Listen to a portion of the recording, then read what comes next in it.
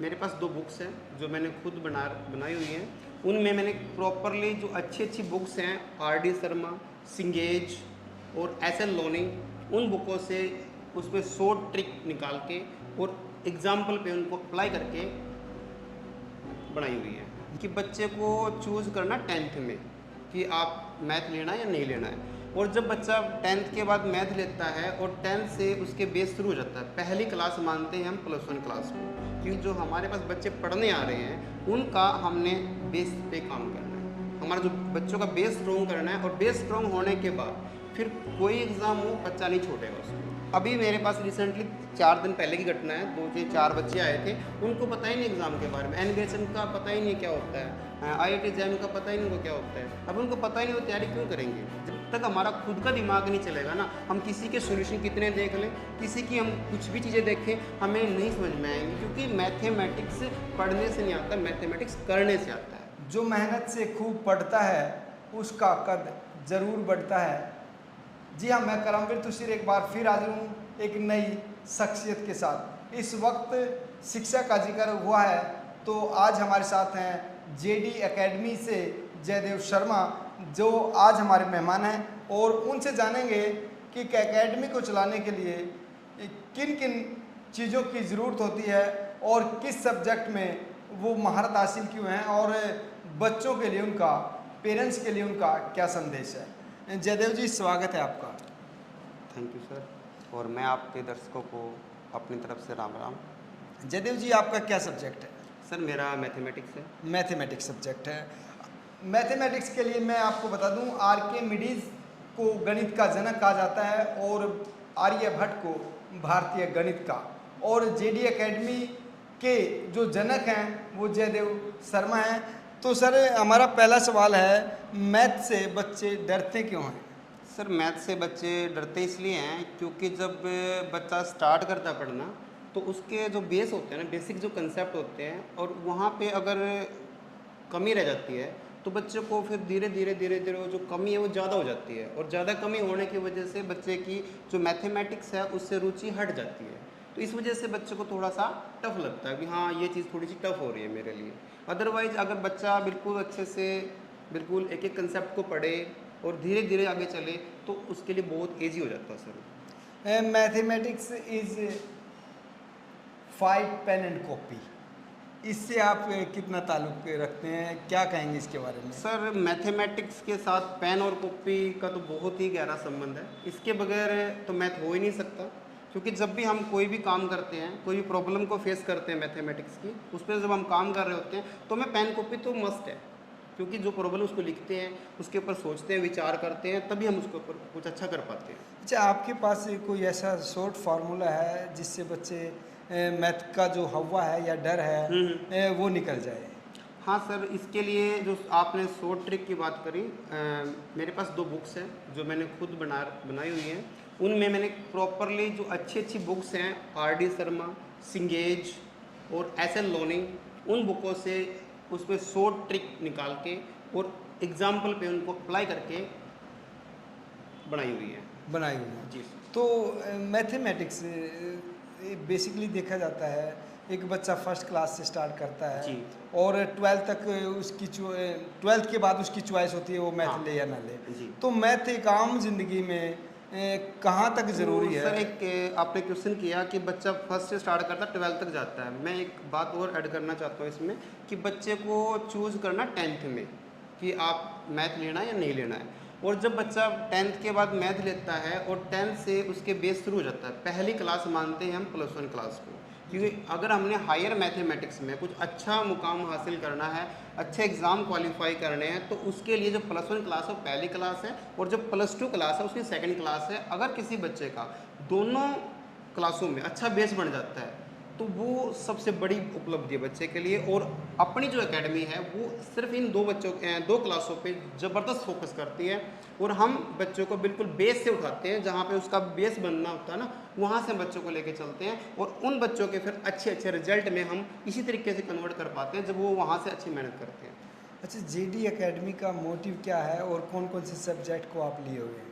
Sir हमारा जो main motive है, वो हमारे पास जो सब्जेक्ट हैं वो है एक मैथ, फिजिक्स और केमिस्ट्री। 3 हमारे पास टीचर्स हैं, ठीक है सर। और हमारा जो मोटिव है वो यही है कि जो हमारे पास बच्चे पढ़ने आ रहे हैं उनका हमने बेस पे काम करना है। हमारा जो बच्चों का बेस स्ट्रॉन्ग करना है, और बेस स्ट्रॉन्ग होने के बाद फिर कोई एग्ज़ाम हो बच्चा नहीं छोड़ेगा उसको। अगर बेस ही कमज़ोर रह गया तो फिर वो प्रॉब्लम में है। तो हमारा जो अपनी एकेडमी है जेडी एकेडमी, उसका एक ही पर्पज़ है कि जो बच्चों का बेस को हम कितना मजबूत और कितना स्ट्रॉन्ग बना सकते हैं, और क्वेश्चन को जब हम कम्पिटिटिव एग्ज़ाम की बात करते हैं कितनी जल्दी बच्चा हमारा निकाल पाता है उस क्वेश्चन को। अभी अगर मैथमेटिक्स की बात करें तो संभावनाएं कितनी हैं इंडिया के अंदर और अब्रोड? बहुत सारे बच्चे विदेशों की तरफ रुख किए हुए हैं, तो अब्रोड में क्या संभावनाएं और यहाँ पर मैथमेटिक्स की क्या संभावनाएं? मैं एक बात समझता हूँ सर, अगर बच्चे का, वही बात फिर घूम के आती है, सारी बात वहीं पे चलती है +1 +2। अगर बच्चे का +1 +2 में अच्छा इंटरेस्ट है मैथमेटिक्स में, तो +1 +2 के लेवल पे 2 एग्ज़ाम हैं, NDA और IIT JEE। ये एग्ज़ाम बच्चे तैयारी करते हैं। अगर बच्चा अच्छे से बेस स्ट्रॉन्ग है तो आराम से एग्ज़ाम निकाल लेता है। उसके बाद बच्चा BSc करता है, BSc के बाद IIT JAM है, NBHM है, टीफर है, गेट है, नेट है, तो बहुत सारे एग्ज़ाम हैं और वो सारे बेस पे डिपेंड करते हैं। एक मेरा सवाल है कि बहुत सारे जो ग्रामीण अंचल से जो बच्चे आते हैं, जी सर। मैथमेटिक्स भी उनका ठीक है, जी। एक अच्छी गाइडलाइंस न होने की वजह से, तो जो ग्रेजुएशन कर चुके हैं और अभी तक उन्होंने मैथ लिया है, अच्छा परफॉर्म किया जी। है, आफ्टर दैट क्या संभावना है उनके लिए? सर मैं आपकी बात को पूरी करता हूँ जो आपने अभी बोला कि कुछ बच्चों को गाइडेंस की बड़ी प्रॉब्लम है। सर मैं ये बहुत कुछ देख रहा हूँ, जो बच्चे आ रहे हैं बता रहे हैं, उनको बहुत सारे एग्ज़ाम का पता ही नहीं बेचारों को कि भी हमने क्या करना, कहाँ से करना, कैसे उठाना है एग्ज़ाम। तो अभी मेरे पास रिसेंटली 4 दिन पहले की घटना है, 2 से 4 बच्चे आए थे, उनको पता ही नहीं एग्ज़ाम के बारे में, NBHM का पता ही नहीं क्या होता है, IIT JAM का पता ही नहीं उनको क्या होता है। अब उनको पता ही नहीं, वो तैयारी क्यों करेंगे? जब उनको ये बातें बताई जाएंगी तो उनको तैयारी करेंगे। हमारी एकेडमी का एक रूल है कि बच्चा चाहे 10th क्लास का हो, चाहे 9th का हो, चाहे +1 +2, हम उस बच्चे को वहाँ से लेकर हायर मैथमेटिक्स तक की सारी इन्फॉर्मेशन बच्चे को देते हैं।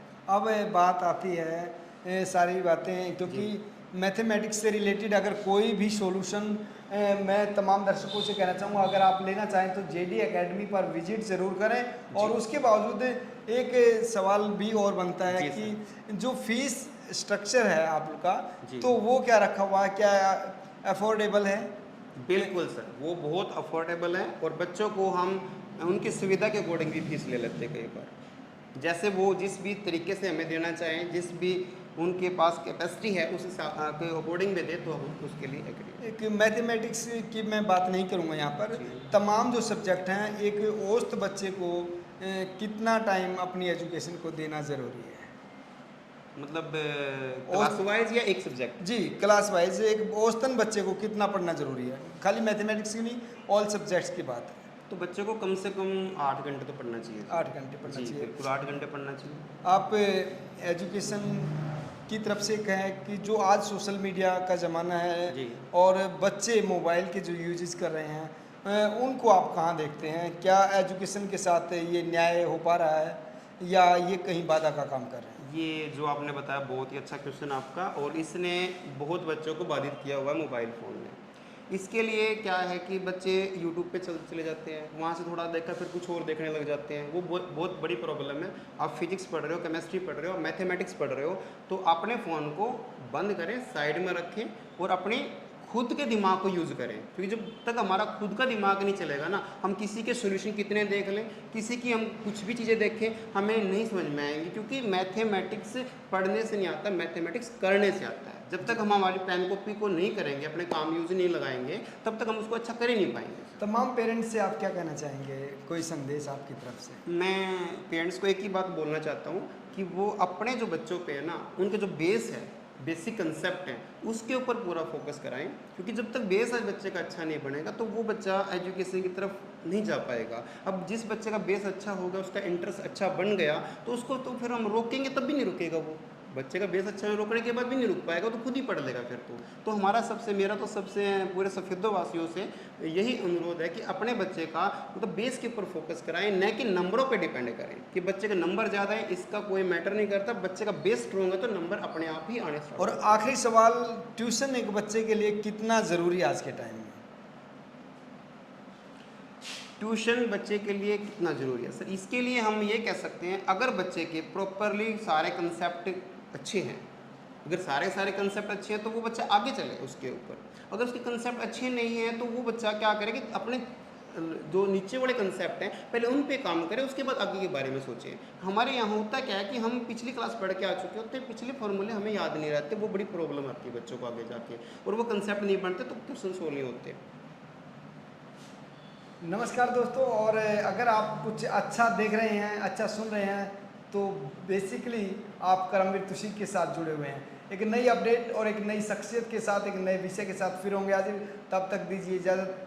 जय हिंद, जय भारत। अगर आपकी कोई राय है तो कमेंट बॉक्स में दर्ज करें।